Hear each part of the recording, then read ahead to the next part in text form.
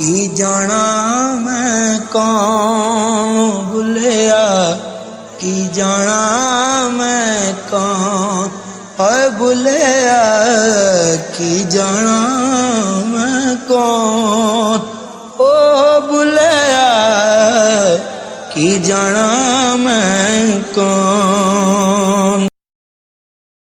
تنویر زلفی کی کہانی ڈاکٹر بختیار کی زبانی۔ آج کی کہانی ہے ماں کی خاطر۔ کے سائے۔ نصیر تیز قدم اٹھاتا بڑی ادا کے ساتھ کمرے میں داخل ہوا۔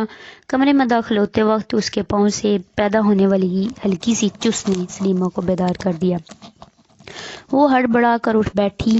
وہ حیران ہو کر نصیر کو دیکھنے لگی، چند لمحے گھورتی رہی، پھر مسکرا کر کہنے لگی، عجب بات ہے، ابھی ایک حسین خواب میں ایک حسین چہرہ دیکھا تھا اور اب وہی چہرہ اپنے سامنے دیکھ رہی ہوں۔ یہ وہ زمانہ تھا جب نصیر سلیمہ سے پیار کرتا تھا۔ سلیمہ نصیر کی کزن تھی۔ دونوں کی چاہت اور اپنائیت کو دیکھتے ہوئے والدین نے انہیں شادی کے بندھن میں باندھ دیا۔ شادی کا رومان انگیز دن ابھی ڈلا بھی نہ تھا کہ سلیمہ کی امی ایک مردہ بچے کو جنم دے کر اس جانی فانی سے رخصت ہو گئی۔ سلیمہ کے ابو یہ صدمہ برداشت نہ کر سکے اور چل بسے۔ اب سلیمہ اس دنیا میں تنہا تھی۔ اس کا نصیر کے سوا کوئی نہ تھا۔ کوئی بھائی ہوتا تو اس کا غم بانٹ لیتا، لیکن وہ اکلوتی رہ گئی۔ کوئی بہن بھی تو نہ تھی۔ چچا نے یہ میدان خالی دیکھا تو میدان میں اتر آیا اور تمام جائیداد پر قبضہ کر لیا۔ سلیمہ نے نصیر سے کہا کہ ہمیں مقدمہ دائر کرنا چاہیے تاکہ اپنا حق حاصل کر سکے۔ نصیر کھاتے پیتے گھرانے سے تعلق رکھتا تھا۔ اس نے کہا، دفع کرو، وہی اس خزانے کو حاصل کر کے قارون بن جائے۔ اللہ نے ہمیں بہت دیا ہے، یہی ہمارے لیے کافی ہے، اللہ پر بھروسہ رکھو۔ سلیمہ اور نصیر بے مثال جوڑا ثابت ہوئے۔ دنیا ان کے پیار پر رشک کرتی تھی۔ سلیمہ اور نصیر کے دل ایک ساتھ دھڑکتے تھے۔ سلیمہ نے اپنے والدین کو بلا دیا اور اپنے آپ کو کبھی بھی اکیلا محسوس نہ کیا۔ اس کا تمام تر پیار نصیر کے لیے تھا۔ اس کی تمام امنگیں نصیر سے وابستہ تھی۔ نصیر اس کی منزل تھا، وہ منزل جو اسے مل چکی تھی۔ اب اسے کوئی اندیشہ نہ تھا۔ اس کی کشتی کے پتوار مضبوط ہاتھوں میں تھے۔ وہ ہاتھ جو اس کی عزت کے محافظ تھے، وہ ہاتھ جو اس کی پاک دامنی کی حفاظت پر مامور تھے۔ یہ وہی ہاتھ تھے جو اس کے بال سنوارا کرتے تھے۔ نصیر اس کی جان تھا۔ وہ اس کی دل و جان سے خدمت کرتی۔ اس کے دن رات نصیر کی خوشنودی سے وابستہ تھے۔ شادی کے بعد کی پرلطف بہاریں آہستہ آہستہ دھیرے دھیرے بیتی جا رہی تھی، لیکن دل کی بہاریں جو بن پر تھی۔ وقت کے ساتھ ساتھ دل کے بندھن مضبوط ہوتے گئے۔ ایک سال بیت گیا، پھر دوسرا سال بیت گیا، وقت نے تیسرا سال بھی چھین لیا۔ نصیر اور سلیمہ کو کچھ ہوش نہ تھا۔ وہ تو ایک دوسرے میں مدہوش، باہوں میں باہیں ڈالے پیار کی نگری کی طرف رواں دواں تھے۔ جب چوتھا سال بھی گزر گیا تو نصیر کے گھر میں چہمگوئیاں ہونے لگی۔ سلیمہ کو تنگ کیا جانے لگا، اس پر الزام تراشیاں کی جانے لگی، اسے منحوس قرار دیا گیا، لیکن وہ صبر و استقامت سے حالات کا مقابلہ کرتی رہی۔ نصیر بھی اس کے ساتھ تھا، لیکن والدین اور نصیر کے خاندان نے اس کا جینا دو بر کر دیا۔ پھر بھی وہ رو دھو کر چپ ہو رہی۔ نصیر کے والدین کہتے تھے کہ ان کے ہاں ابھی تک اولاد نہیں ہوئی، سلیمہ منحوس ہے، اس لیے نصیر اسے طلاق دے دے۔ نصیر اسے برداشت نہ کر سکا اور سلیمہ کو لے کر دور تبادلہ کرا لیا۔ اب سلیمہ اور نصیر الگ تھلگ رہتے تھے۔ نصیر والدین کو ماہوار بھیجتا رہا، کبھی کبھار دونوں آ کر مل جاتے۔ 2 سال اور گزر گئے، لیکن نصیر اور سلیمہ میں کوئی بات تفاوت کا باعث نہ بن سکی۔ پھر ایک دن ایک شگوفہ کھلا، ویراں دلوں میں بہار آئی، مرجھائے گنچے پھر مہکے، اداس کلیاں پھر مسکرائیں۔ کچھ عرصہ قبل انہوں نے ایک عورت کو اپنے یہاں ملازم رکھا تھا۔ چند ماہ بعد اس کے یہاں ایک لڑکی پیدا ہوئی۔ عورت کا خاوند تھوڑا عرصہ ہوا فوت ہو گیا تھا۔ عورت بے آسرا ہو گئی تو اس نے ان کے یہاں ملازمت اختیار کر لی۔ اس کے یہاں ایک لڑکی پیدا ہوئی، لیکن وہ خود بھی زندہ نہ رہ سکی۔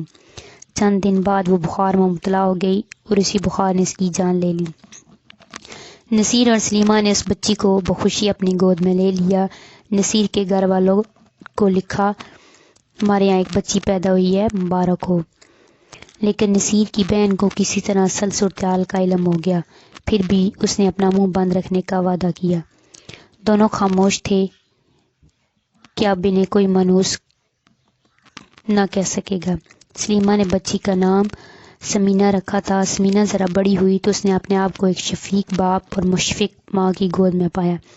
نصیر ہر وقت سمینہ کو اٹھائے رکھتا، جب وہ دفتر سے پلٹتا تو سمینہ ابو کہہ کر اسے لپٹ جاتی اور اپنی توتلی زبان میں اس سے بڑے دلچسپ سوال کرتی۔ اس پر دونوں پھولے نہ سماتے۔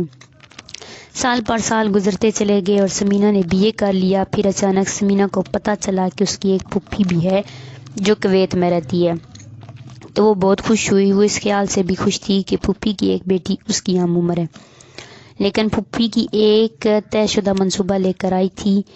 ان کا دورہ 15 روز کا تھا، لیکن یہ 15 روز ہر دن کے بعد دوبارہ پھر 15 روز بن جاتے۔ نصیر کی عمر روز بروز ڈھل رہی تھی، سمینہ بھی اب جوان تھی۔ وہ نہ معلوم کیوں سوچنے لگا کہ وہ سمینہ کی شادی کے بعد کیسا ہو جائے گا۔ وہ سوچتا کہ کاش اس کا ایک بیٹا ہوتا جو اس کا نام زندہ رکھتا۔ اب اسے ایک بیٹے کی شدت سے ضرورت محسوس ہونے لگی۔ ایک وہ وقت تھا کہ وہ ہر لمحہ بھی گھر سے باہر نہ گزارتا تھا۔